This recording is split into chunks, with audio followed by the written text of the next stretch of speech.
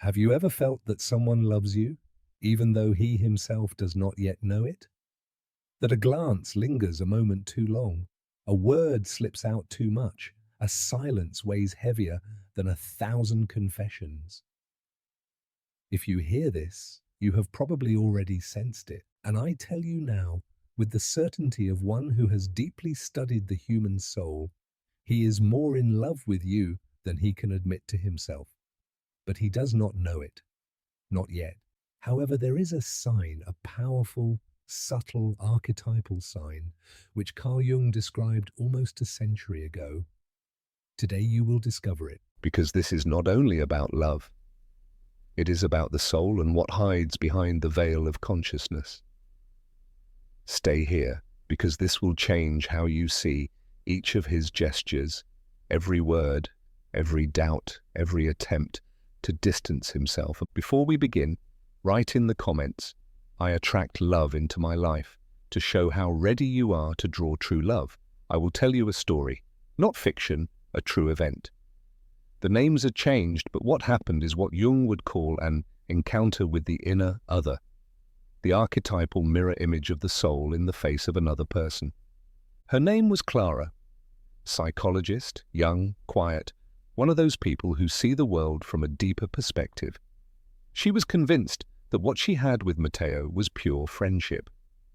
"He is just a colleague," she said. "I like him. He is brilliant, but nothing more." She repeated it so often that she almost believed it herself. Yet there was something in her voice, an unspoken tension, as if her unconscious knew something her mind could not yet grasp. One day, in a casual conversation, something broke open in her, not out of sadness, not out of anger, but in the form of a smile, an involuntary laugh when someone hinted that Matteo was in love with her. "Please," she said nervously, "Matteo doesn't feel that way about me. He doesn't think of me like that." Yet Jung would have clearly recognized it. The unconscious speaks through slips, through nervous laughter, through denials that are really affirmations. Why did Clara laugh? Because deep in her soul she knew there was truth in it, and she was afraid to see it. Here, depth psychology shows us a powerful tool. The soul often does not reveal the truth directly, but it disguises it in symbols, synchronicities, seemingly random patterns of behavior that are, in fact, messages of the unconscious. So when someone loves you but does not yet know it, he will not say it, he will show it. And this revelation, however accidental it may seem, follows a law. What is true in the soul always seeks a way to manifest in life. No matter how much it is suppressed, sooner or later you will see it. The first thing you must understand is this: unconscious love is stronger than conscious love because it does not depend on the will. One does not choose it. It reveals itself. And this is where you come in. Your intuition does not deceive you. There is a reason why you feel there is more. This is not imagination. This is perception. It is your unconscious communicating with his. Back to Clara. Shortly after this conversation, she began to notice things. Matteo no longer spoke to her as often as before. Sometimes he seemed to avoid her. Yet when their eyes met, his gaze lingered a heartbeat too long, as if wavering between what he desired and what he allowed himself. Jung spoke of the shadow side, all that we do not want to accept in ourselves. And one of the most common shadows is unrecognized love. For to love means to be vulnerable. It means something in us opens up, and that is exactly what causes fear. So what happens when a man feels it but cannot admit it? He hides it. But the soul cannot fully lie. That is why the sign you should look for is not in what he says, but in what his body betrays. How his energy changes when you enter the room, how his voice grows softer when he speaks to you, or how he tries to downplay the bond between you when others mention it. He simply cannot yet allow himself to accept it. Not yet. This is not just psychology, this is spirituality. Jung said every person in our life has a symbolic meaning. Some come as mirrors, others as tests, but only a few are doors. When someone becomes such a door, everything inside you changes. And that is the true sign, not what he does, but what you feel when you are with him. Do you feel it? That slight trembling in your chest, that sense that time stands still for a moment. That is not coincidence, but archetypal resonance. It is the soul recognizing something that the mind cannot yet comprehend. Clara once had a dream. She was in an old house full of books. A male figure sat with his back to her, writing. As she came closer, he disappeared. Only his notebook remained. On the last page it said, "Don't say it yet. I don't know it, but I feel it." She woke up with tears in her eyes. She did not understand why this dream moved her so deeply until weeks later, when Matteo suddenly looked at her differently. He said nothing, just a glance. But in his eyes lay a silent confession. In that moment she realized the love had been there all along. He just did not yet know how to speak it. If you have read this far, do the following. Close your eyes for a moment. Think of this person, not with your head, but with your heart. There is a part of you that already knows what he cannot yet admit. If you feel that it is so, then trust this part. For the soul always knows earlier than the mind. Jung said, "The meeting of two personalities is like the contact of two chemical substances. If there is a reaction, both are transformed." And you are already beginning to change simply because you have felt it. Now we come to this sign, the clear, unmistakable one, which Jung made visible through the concept of projection. When someone unconsciously projects his feelings onto you, he begins to behave contradictorily. Sometimes he withdraws for no reason, sometimes he seems inexplicably irritated, but the clearest sign is this. He begins to consider you too important. He will not say it in words, but you feel it. In his insecurity, in his attempt to control himself, in his pauses, in half-sentences, for repressed love creates fear, and this fear can be felt. He is in love, but he does not yet know it, because his ego is not ready to let go. And yet the soul pushes through the cracks. Sometimes, in a seemingly trivial conversation, something slips out of him.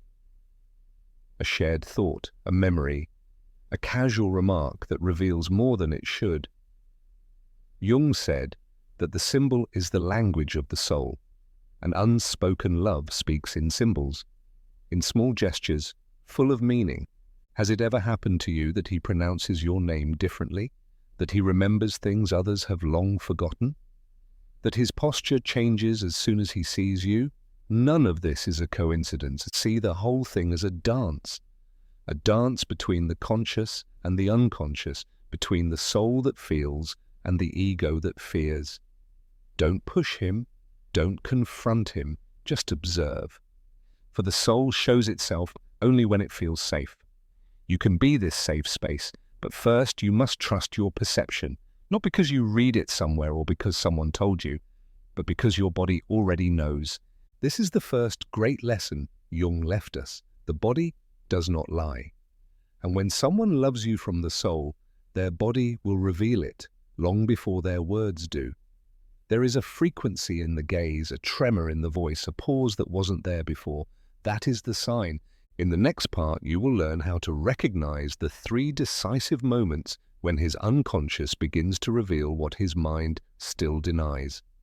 These are moments that Jung observed in hundreds of analyses, and they repeat themselves in almost every case of deeper, unspoken love. But for now, remember this. If you feel that he is more in love with you than he himself knows, you are probably right. For the soul never lies. It whispers, and you have learned to listen. Let us return to Clara's story. A few days after that revealing dream, she was sitting with Matteo in a cafe on an ordinary afternoon. They talked about everything: psychology, patience, books, the weather. But in the middle of the conversation, she looked him straight in the eye and said, without planning it, "Sometimes I feel like we've known each other before." It was a spontaneous sentence without intention. But Matteo froze, lowered his gaze, laughed nervously, and awkwardly changed the subject. At that moment, she didn't understand what had happened, but her body felt it. That was the emotional dissonance. Jung said that when something from the unconscious wants to come to light, but the ego resists, tension arises. This tension always discharges somehow, and it is precisely there that you can see more than he can say. In that moment, his soul came closer, while his rational self retreated. That is the first decisive moment.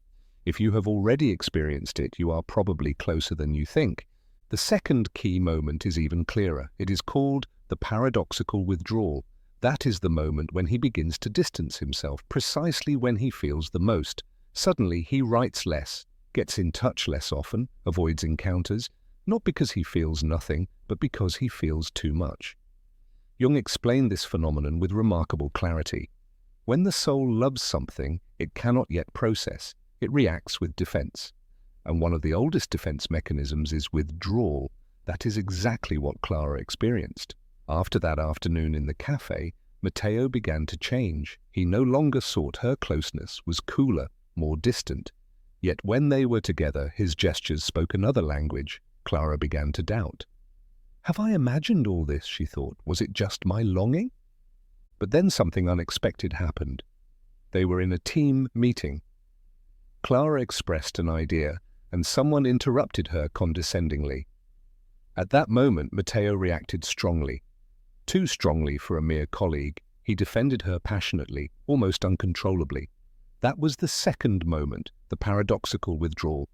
When unconscious love cannot bear closeness but finds your pain unbearable, it contradicts itself. It withdraws and protects you at the same time. You recognize it by actions, not words. Has this happened to you? He withdraws but shows up when you are suffering.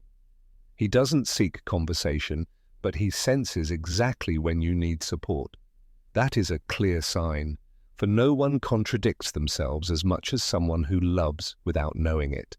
Then comes the third moment, perhaps the most powerful, the symbolic breakthrough phase. Jung called it so because the unconscious eventually can no longer bear the silence and begins to speak outwardly, through projection. It shows itself in strange, sometimes almost surreal ways. He suddenly talks about you often, dreams of you, mentions you without reason. Or he seems irritated, confused, inwardly torn, because he really is. His soul has chosen you, but his mind does not yet know how to deal with it. One day, Clara received a message from a mutual friend. Did you know that Matteo mentions you in almost every conversation? He always says you are complicated, but you can see in his eyes that there is more. Clara was silent. A feeling of dizziness spread inside her. Everything she had only suspected until then began to take shape. It was no longer mere intuition. It was a sign. That is the moment when the soul shows itself. Jung said the symbol appears when the truth cannot yet find a name. Here the symbol was the contradiction itself, saying that she was complicated while in truth she was significant. Constantly talking about her, yet avoiding her, dreaming of her, yet not writing to her. That is the symbolic breakthrough phase. And if you observe something like this, when someone seems to avoid you, yet cannot let you go, then you have recognized the sign. That is no coincidence, it is part of a deep psychic process. Jung taught that the soul moves in spirals. First it denies, then it becomes restless, and finally it reveals itself, but it does so in its own rhythm. This awakening cannot be forced. No one can push a soul before it is ready. All you can do is observe and trust. And one more thing. In this kind of love, the language is different. One does not say, I love you. One says, take care, with a voice that sounds softer. One says, how are you, with a look that lingers a little longer. This love speaks through gestures, through the body, through silence. For when the soul cannot yet speak, it whispers. And if you are attentive, you can hear these whispers. Many of these behavioral patterns Jung linked with the process of individuation, the path by which a person becomes themselves. Sometimes love is the spark that triggers this path. For when we love, we see ourselves in the other, and that can be frightening. What happens if we are not yet ready for this mirror? We retreat, but the image is already imprinted in the soul, and it returns again and again. Now, do a little exercise. Think of the last moments you shared with him. Do not look for the obvious, but for the subtle. Was there a pause in his voice when he said your name? A tension in his jaw when you mentioned someone else, and a change in his posture as you approached him? These are the cracks through which unconscious love escapes. And if you look closely, you will recognize the sign. The most beautiful and at the same time most painful thing about this kind of love is that it cannot be controlled. You cannot force it. You cannot accelerate it. It can only be. And often that is enough. For a soul that loves always feels safe in your presence, even if it denies it. And when it feels safe, it slowly lets go. And when it lets go, love begins to speak. In the next part, we will talk about your role in this process. For this kind of connection not only reveals something in him, it also reveals something in you. And if he is more in love with you than he himself realizes, then it may well be that you also love him more deeply than you thought. Let us explore how your energy triggers this reaction in him and how you can hold this process without losing yourself in it. For deep love, the love of the soul, is also a path to self-knowledge, and you have already entered this path. Before we continue, I want to ask you something from heart to heart.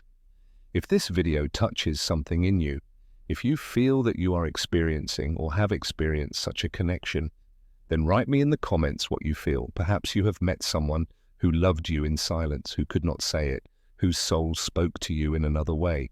Your story can encourage others. And if you know someone who is going through something similar, share this video with them. Sometimes a small sign is enough for someone to realize that they are not alone. And if you have not yet subscribed to the channel, do it now. Here we talk about the truths that the soul whispers, but hardly anyone dares to speak out loud. Let us now return to this sacred moment. In the last episode, we talked about the signs he leaves without knowing it. Today we talk about you. For if he is more in love with you than he understands, then it is because you have awakened something in him that has long slept. And that is no small task. It is one of the most mysterious missions a soul can fulfill. Jung spoke of two powerful archetypal forces, the anima and the animus. The anima is the feminine in man, the animus the masculine in woman. When someone awakens these forces in the other, it is not just about attraction or chemistry, it is an inner revolution, a spiritual earthquake, a mirror that makes the hidden visible. Clara, our protagonist, also began to change. The closer she came to Matteo emotionally, the more strongly she felt she was meeting herself. It was not only affection, it was as if he, without knowing it, opened doors in her that she had never entered before. Not through his words, but through what he triggered in her. She began to dream again, to write, her soul awakened. And then she understood. This was no ordinary love, it was an awakening. This is crucial. When such a connection happens, both become living symbols for each other. You are not simply someone he knows, you are an inner image his soul has been waiting for. Without knowing it, you are the outer manifestation of his anima. That is why he does not just see your body in you, he sees a part of himself he had forgotten, and that shakes him. Here lies the most delicate point. When you awaken another's soul, your own shadow also awakens, for everything you touch in him begins to move in you as well. Clara noticed that after encounters with Matteo, she felt a strange mixture of joy and emptiness, hope and fear at the same time. That was no coincidence, it was the collision between light and shadow. Jung explained this with painful clarity. You cannot touch another's soul without also touching your own darkness. For true love is alchemical. It burns what no longer serves. It breaks the walls of the ego, and that, as beautiful as it is, hurts. That is why you sometimes feel confused, happy when you see him, and sad shortly after, full of love, but also full of fear. You are crossing the bridge between the self and the soul. Without knowing it, you are being initiated into a spiritual process that few dare to go through. Here your role becomes decisive. For you can transform this experience into two things, into suffering or into wisdom. The key lies in stopping expecting something from him and instead looking within. Ask yourself, why did I choose him? Which parts of me are activated through him? Who am I when I am with him? And who when he is not there? These questions are not mere thoughts. They are keys, for if he is your mirror, what you see in him also belongs to you. And here a silent miracle happens. You begin to recognize yourself through the other. That is the true alchemy of the soul. One night, in a moment of deep vulnerability, Clara began to write, not to Matteo, but to herself. She wrote about her childhood, her fears, about how she had idealized distant men all her life. And then she understood. Matteo was not simply Matteo. He was the symbol of an old wound, the wound of not being seen, not being chosen, not being spoken to. In that moment she realized he could not say "I love you" because his soul was trapped. And she could not stop waiting for this confession because her own soul spoke from the same wound. Jung would have said, "This is no coincidence, this is destiny." For the soul calls to us those who are meant to help us remember, even if it hurts, even if they leave, even if they cannot stay. Then comes the decision, do you hold on in the hope that he will change, or do you use this encounter as a gateway to yourself? Clara chose the latter. It was not an easy path. She cried, she was angry, she felt alone. Yet deep inside her, something began to bloom. For when she stopped searching outside, she found inside what she was truly seeking. And then, and only then, Matteo returned. Different. With less fear, with more presence. Why? Because the soul answers as soon as we stop chasing. For true love is not possession. It is resonance. And you are not here by chance. This video found you because you already knew it. Because there is, or was, someone who touched your soul beyond all words. And even if you never fully understood it, this movement was real. Now you must decide what to do with this truth. Will you continue to wait for an outer sign, or finally hear the sign that has long been resonating within you? Remember, you are not only the object of his unconscious love, you are also a symbol for yourself, a reminder of what you can trigger in others, what you can awaken in them. And this realization changes everything. In the next part, we will talk about something many avoid. What if he never realizes it? What if he never speaks it? Can one end a cycle, even if the other does not awaken? Yes. And it is not only possible, but necessary. For as Jung said, what is not made conscious returns as fate. And today you begin to make conscious what has so far silently ruled you. When someone touches your soul without ever saying it, when he looks at you as if he knew everything but remains silent, something inside you stops, frozen, waiting for a word, a certainty, an ending that never comes. Yet the true pain does not lie in his silence, but in everything you told yourself while you were waiting. I invite you to look at this from a new perspective, not from the wound, but from the symbol. For as Jung taught, every experience has a deeper meaning.